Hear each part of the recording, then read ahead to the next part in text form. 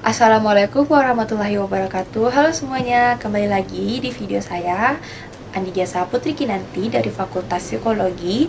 Nah, di video ini saya akan membahas mengenai tantangan dan masa depan ilmu, di mana dalam bab ini itu terbagi dua. Yang pertama itu kemajuan ilmu dan krisis kemanusiaan. Kemudian yang kedua itu adalah agama, ilmu, dan masa depan manusia. Baiklah, langsung saja kita ke bagian yang pertamanya, yaitu kemajuan ilmu dan krisis manusia.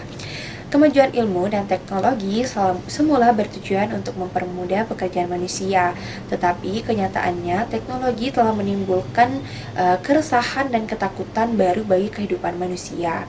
Ibaratnya, cerita Raja Midas yang menginginkan setiap yang disentuhnya menjadi emas. Ternyata ketika keinginannya dikabulkan, dia tidak semakin senang, tetapi semakin gelisah bahkan gila. Sebab tidak saja rumah dan isi rumah yang menjadi emas, tetapi istri dan anak yang disentuh pun menjadi emas, sehingga raja akhirnya meratapi nasib yang kesepian tanpa ada makhluk hidup yang mendampinginya. Begitu juga kemajuan ilmu dan teknologi yang semula untuk memudahkan urusan manusia, tetapi ketika urusan itu semakin mudah maka muncul kesepian dan keterasingan baru, yakni lunturnya rasa solidaritas, kebersamaan, dan silaturahmi. Contohnya, penemuan televisi, komputer, dan handphone telah mengakibatkan kita terlena dengan dunia layar. Layar kemudian menjadi teman setia, bahkan kita lebih memperhatikan layar dibandingkan istri dan anak sekalipun. Bayangkan, hampir setiap bangun tidur kita menekan tombol televisi untuk melihat layar. Pergi ke kantor, tekan tombol televisi, tekan tombol handphone untuk melihat layar. Untuk beres-SMS ria atau main game, sampai di kantor sudah tersedia layar komputer atau televisi. Begitu juga ketika pulang dari kantor, sampai di rumah, layar televisi yang dilihat terlebih dulu bukan anak istri. Akibatnya, hubungan antara anggota keluarga menjadi renggang, dan satu sama lain asik dengan layarnya masing-masing. Ini baru dalam rumah tangga sendiri, apalagi dengan tetangga. Mungkin bertemu tetangga hanya ketika bendera kuning atau tanda kematian. Berdiri di depan rumah tetangga, ketika itu kita baru sadar ada anggota tetangga yang wafat. Dengan sedikit basa-basi kita membesuk sebentar sebelum pergi ke kantor. Ternyata teknologi layar mampu membius manusia untuk tunduk pada layar dan mengabaikan yang lain. Jika manusia tidak sadar akan hal ini, maka dia akan kesepian dan kehilangan sesuatu yang amat penting dalam dirinya, yakni kebersamaan, hubungan keluarga, dan sosial yang hangat. Kalau pengaruh teknologi yang demikian semakin dalam, maka dia tidak sadar dari kebutuhan yang sebenarnya. Ibarat orang yang pertama kali tinggal di dekat kandang ayam. Pada minggu pertama tidurnya susah, kalaupun bisa hanya 1 atau 2 jam saja karena bau yang menyengat. Minggu kedua sudah agak bisa menyesuaikan diri dengan bau itu, dan pada minggu-minggu selanjutnya sudah terbiasa. Setelah bertahun-tahun tinggal di sana, sudah rindu pada bau tersebut. Bahkan tidak bisa tidur kalau belum disertai wewangian kandang ayam. Teknologi yang sedang melanda kehidupan kita sekarang juga ibarat orang yang betah tinggal di samping kandang ayam tadi. Saking asiknya, dia tidak sadar bahwa teknologi layar membuat dia terpinggirkan dari sebuah kebutuhan mendasar. Dia hanya berimajinasi sesuai dengan apa yang ditayangkan di televisi. Apalagi yang menonton itu adalah anak-anak yang belum mampu membedakan antara yang nyata dan visual. Tuntutan melarang penayangan acara Smackdown di salah satu stasiun televisi adalah suatu contoh betapa besarnya akibat acara tersebut bagi kepribadian anak sekolah dasar dan menengah yang meniru apa yang mereka tonton dan tidak segan-segan berbuat sadis sehingga berakibat fatal bagi fisik dan bahkan ada yang meninggal. Pada ilmu bioteknologi, perkembangan yang dicapai sangat maju, seperti rekayasa genetika dan teknologi cloning menandakan kemajuan yang begitu dahsyat sehingga mengkhawatirkan semua kalangan, tidak saja agawaman dan pemerhati hak asasi manusia, tetapi para ahli bioteknologi pun semakin khawatir karena kalau akibatnya tidak dapat dikendalikan, maka akan terjadi suatu bencana besar bagi kehidupan manusia. Contohnya, rekayasa genetika yang dulunya diharapkan untuk mengobati penyakit keturunan seperti diabetes, sekarang rekayasa tidak hanya untuk tujuan pengobatan, tetapi untuk menciptakan manusia-manusia baru yang sama sekali berbeda, baik dari segi postur fisik maupun sifat-sifatnya. Perkembangan rekayasa genetika ternyata membuat risau para pemerhati hak-hak asasi manusia, karena dengan rekayasa tersebut manusia tidak memiliki hak yang bebas lagi. Contohnya, jika teknologi tersebut jatuh ke tangan penguasa yang alim, rakyatnya akan diusahakan memiliki sifat yang bukan terus-menerus, kendati teori ini belum tentu akan terwujud dalam waktu singkat. Namun, yang jelas rekayasa genetika menimbulkan persoalan dan sekaligus kekhawatiran besar di kalangan ahli etika dan agamawan. Penemuan ini dianggap lebih besar dampaknya dibandingkan dengan penemuan Galileo dan Darwin. Kemudian pada bagian kedua yaitu agama, ilmu, dan masa depan manusia. Agama dan ilmu dalam beberapa hal berbeda, namun pada sisi tertentu memiliki kesamaan. Agama lebih mengedepankan moralitas dan menjaga tradisi yang sudah mapan atau ritual, cenderung eksklusif dan subjektif.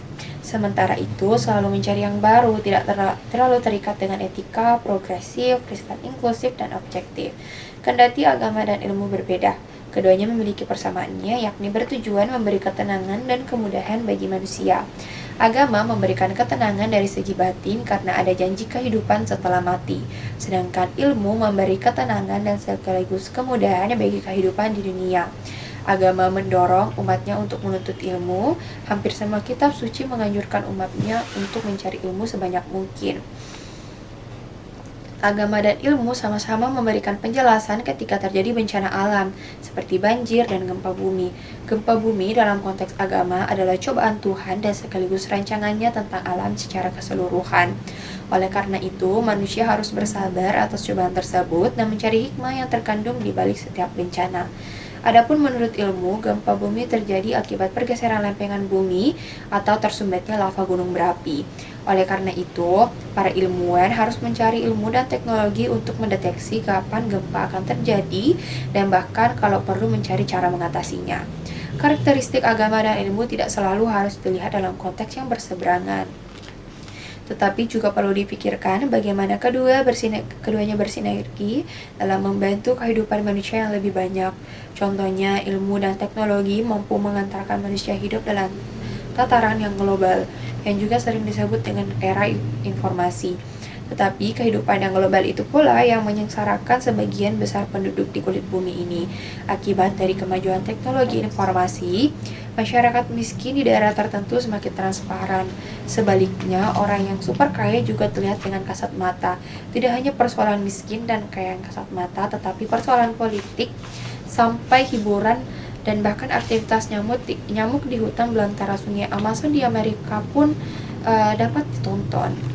Namun, di sisi lain, manusia semakin tergantung pada teknologi, seperti teknologi informasi, sehingga tidak mampu lagi membedakan antara yang benar-benar nyata dan hasil rekayasa. Termasuk rekayasa informasi. Katakanlah informasi yang cepat tentang tsunami di Aceh begitu cepat menyebar ke seluruh dunia, sehingga dengan spontan terjadi solidaritas global. Solidaritas global ini sebenarnya buah dari rekayasa informasi yang begitu dahsyat. Sebabnya, dalam waktu yang bersamaan, semua televisi menayangkan kejadian yang amat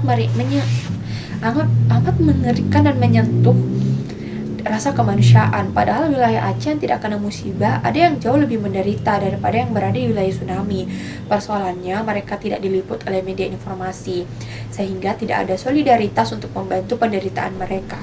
Inilah contoh beberapa dahsyatnya kekuatan sebuah rekayasa informasi. Teknologi ternyata disadari atau tidak menciptakan sesuatu yang tidak diprediksi sebelumnya. Ilmu dan teknologi mengalami degradasi nilai dan akhirnya dapat memenjara ilmu dalam teknologi itu dalam satu kerangkeng tertentu. Contohnya, televisi adalah bentuk dari kerangkeng teknologi informasi, karena ketika informasi dalam kotak yang bernama televisi, maka pada waktu itu teknologi informasi menjadi budak bagi kepentingan kotak tersebut. Jika teknologi dijadikan tujuan dan cita-cita, maka pada gilirannya peradaban teknologi akhirnya berubah menjadi kekuasaan yang membelenggu manusia sendiri. Nicholas Berdyaev dalam bukunya The Destiny of Man berucap, "Technical progress testifies not only to man's strength and power over nature. It not only liberates man but also weakens and enslaves him. It mechanisms human life and gives man the image and semblance of machine." Kemajuan teknik tidak saja membuktikan kekuatan serta daya manusia untuk menguasai alam, kemudian teknik itu tidak saja membebaskan manusia, tetapi juga memperlemah serta memperbudaknya. Kemajuan itu mekanisasikan manusia dan menimbulkan gambaran serta persamaan manusia dengan mesin. Nah, itulah tadi teman-teman pembahasan yang saya bawakan pada video ini, yaitu tantangan dan masa depan ilmu, di mana berisi sebuah mengenai teknologi yang akan mengancam masa depan atau menjadi sebuah tantangan dalam masa depan ilmu. Dan semoga video ini juga bisa bermanfaat untuk kalian semua, dan jangan lupa like untuk video ini jika video ini bermanfaat untuk kalian, dan terima kasih sudah menonton. Sekian, saya Andigia Saputra Kinanti, Universitas Bosowa. Wassalamualaikum warahmatullahi wabarakatuh.